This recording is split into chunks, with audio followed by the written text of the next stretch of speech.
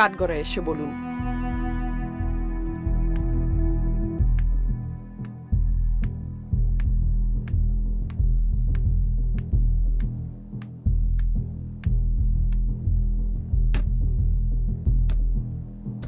যাহা বলিব সত্য বলিব, সত্য বই মিথ্যা বলিব না।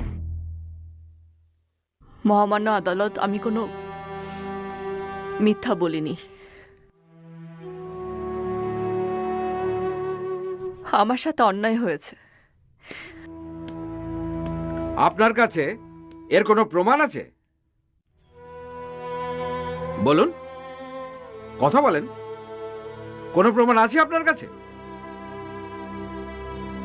নেই।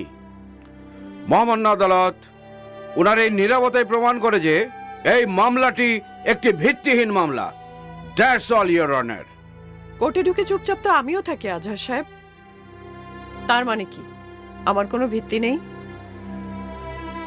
এই আদালত আসামি পক্ষের 2 মাসের জামিন মঞ্জুর করে আগামী 11 তারিখ এই মামলা উত্থাপনের দিন ধার্য করছে।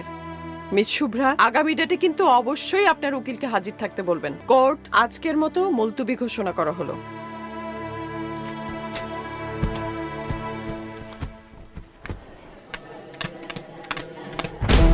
শুভ্রা, আজকে আপনার উকিল উপস্থিত আছেন কেন? এই ঘটনার ব্যাখ্যা করবেন কিভাবে?